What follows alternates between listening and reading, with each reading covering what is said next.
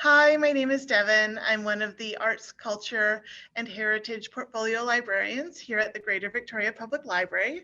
And today I'm talking with Pacific Opera Victoria's Civic Engagement Quartet in our series, Opera 201, all about what's happening in opera now and into the future. And I would love it if the quartet would introduce yourselves. Hello, I'm Simon Chalifoux, and I'm a bass from Montreal.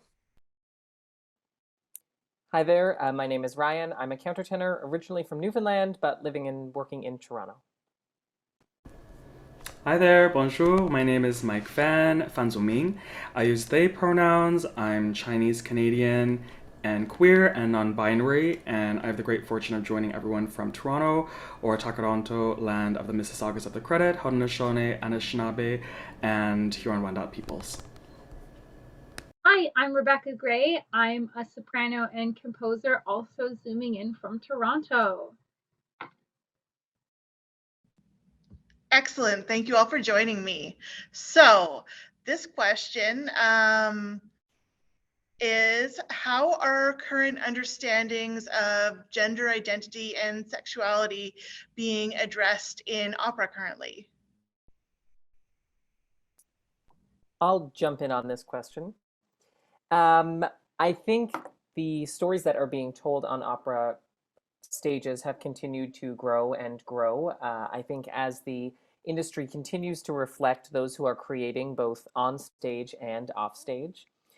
So it has been very exciting to see a number of queer operas or queer stories, pop up on stages here in Canada, but all over the world. And I think, the people who are championing this honestly are the indie companies, and I think the individual artists themselves. I think they are bringing their stories forward, and they're wanting to have their stories told and be seen on stage.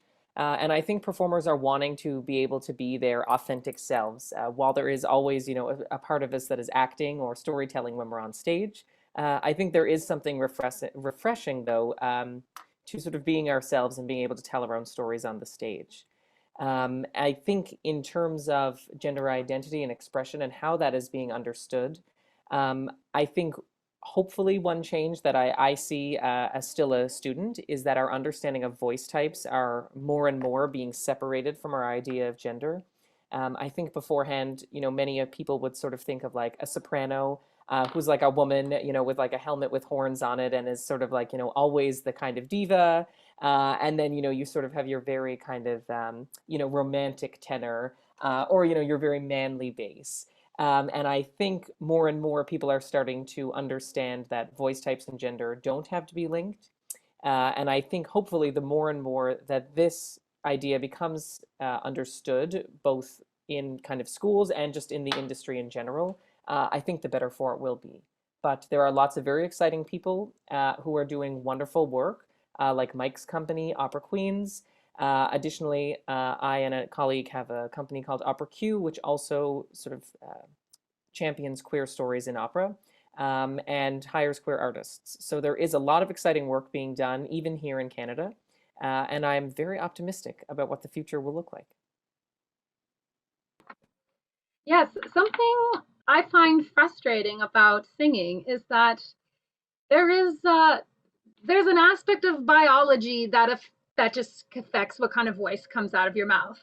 So I'm a soprano, nothing I can do about that, and the voice that comes out is super high and a bit on the lighter side, even though maybe in my heart like I'm a contralto with this big epic voice, but that's just not what I have. And since the dawn of time, people have been associating different characters and different emotions with a certain voice type. And you can guess in opera what the soprano usually gets to do, which is not always that interesting to me. And what is so exciting to me as a soprano with new work is that we can, first of all, give more sopranos more roles. Sopranos outnumber every other voice type like 10-1. It's so annoying. Give us more to do, and we can maybe just like put a dent in how we perceive people with higher voices, right? And what do we perceive as authoritative and what do we perceive as villainous? So I remember talking to Ryan once, saying, Ryan, you know, all I want to do in opera is I want to play a man, which I never get to do, and I want to be the villain, which I never get to do. So I'm so grateful that with Ryan's company, I was able to play a man and play an asshole. And that was something that would have probably never happened for me in the past. So that's the kind of, in addition to everything Ryan talked about, I'm just so excited for us to find new possibilities for characters with different voice types. Everyone benefits. It's more interesting for the artists. It's more interesting for society. Yes, I so agree with everything's being said, and it's actually been a very big surprise for me that drag actually, and kind of gender bending in my career with repertoire, with the physical look of the characters I'm playing, and the music I'm creating has been very actually liberating and opened a lot of doors. I was very surprised because I felt this big stigma from a lot of the bullying and discrimination I faced growing up, that, oh, I was like, it was something that I didn't really think that was the world was ready for, particularly in classical music, which has a lot of limits.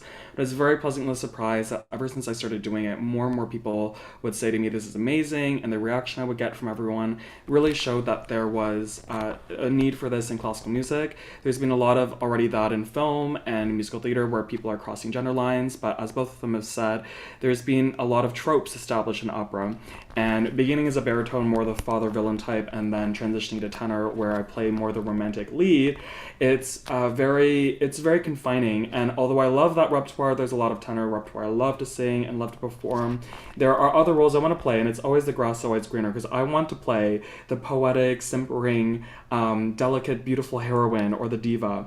And I think at the same time, sometimes I want to play the villain as well too, or somewhere in between. I think we should all be able to play those roles the way Meryl Streep, for example, Viola Davis, can play all sorts of different characters that they want to.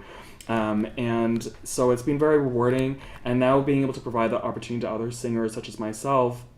There's been singers, recently I had a colleague that really wanted to wear a suit on stage, but she hadn't been given that opportunity or felt comfortable, and it's something as simple as that. And it wasn't a really groundbreaking or crazy suit, but it was just the fact of being able to be herself and be who she felt on stage. Was a real moment for her where we really supported her, and she did it, and no one died. It was okay, but she got that a chance to express herself. For me, playing characters like Carmen, Adrienne Lecouvreur, roles that suit my voice in the octave that I sing them in, and my instrument, but that I'm still able to play them, has been some of the most favorite and liberating experiences. And to see that in the audience and other colleagues, that unlocks them in them as well too. And the grants that I received from Canada Council, from SSHRC to support this work, is really showing that the industry, and especially Canada as a country, is really supporting work that is breaking new ground and catching up, really. It's not that it's new, it's that it's already here in 2021, but opera and classical music needs to keep up with the times. And as Rebecca was saying, the value of new work, creating works for characters such as myself who are non-binary, who are people of color with different gender identities, who are trans.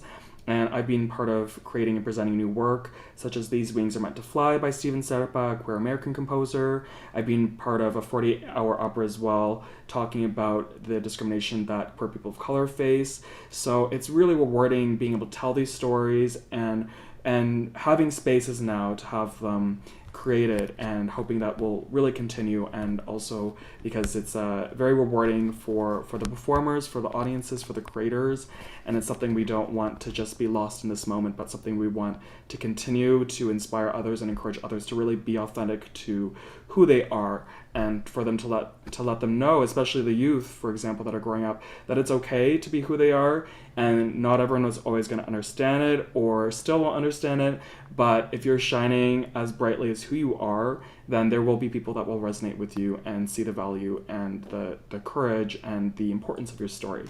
So yeah, thank you for giving this opportunity to speak about this. It's something that's very important to me, for sure. That's so fascinating about the kind of tropes within the the different voices, and I never really thought of that before. It was also really interesting to hear you all talk about being yourself, even, and being able to really express that even while being in maybe another character. Wow, thank you.